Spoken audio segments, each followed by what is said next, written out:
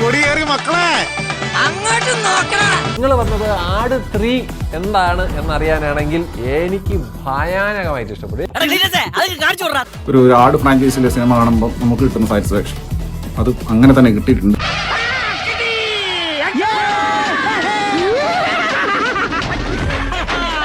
It was a fun freaking ride.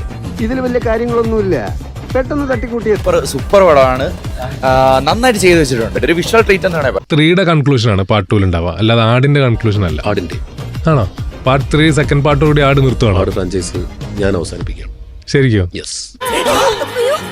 ആട് 1 ഞാൻ തിയേറ്ററിൽ പോയി കണ്ടതാണ്. അന്ന് ഞാൻ അതിന്റെ സംവിധായകന് മെസ്സേജ് ബ്രോ എനിക്ക് ഇഷ്ടമായിട്ടില്ല. വിശ്വസിക്കാൻ പറ്റുന്നവർക്ക് വിശ്വസിക്കാം, വിശ്വസിക്കാൻ സ്വല്പം ബുദ്ധിമുട്ടേ ഉണ്ട്. അതാ തിയേറ്ററിനകത്തൊക്കെ ഫുള്ള് മണ്ണ് ചിരിച്ച് എല്ലാരും മണ്ണ് കപ്പി. വേറെന്തായാലും പുള്ളിപ്പടം എന്റെ എനിക്ക് ഒട്ടും ഇഷ്ടപ്പെട്ടില്ല. കുറെ പേരൊക്കെ ചിരിക്കുന്നുണ്ടായിരുന്നു. നമുക്ക് വലുതായിട്ട് ഇങ്ങനെ എന്തെങ്കിലുമൊക്കെ പറയുമ്പോഴേ എന്റെ മനസ്സിനൊരു സന്തോഷം ഉണ്ടാവും. ഇനി ഇത് ആവർത്തിക്കരുത്. നിങ്ങൾ ആട് 1ഉം 2ഉം ഷാജി പാപ്പനും പിള്ളേരെയും സർവത്ത് കമീറും മേക്കിങ്ങൊക്കെ അടിപൊളിയാണ്. ഞാനത് കോരി തെറിച്ചു പോയി. ഡ്യൂഡിനെയൊക്കെ ഒരു കട്ട ഫാനാണെങ്കിൽ you can enjoy this movie throughout. ഇതാണ് കഥ. പക്ഷേ ഫ്ലാഷ് ബാക്കിലാണ് യഥാർത്ഥ സംഭവം നടക്കുന്നത്. തിയേറ്ററുകൾ നിശബ്ദമായി, സ്ക്രീനുകൾ ഇരുണ്ടു. ആട് ഒരു ബോക്സ് ഓഫീസ് പരാജയമെന്ന് വിധിക്കപ്പെട്ടു.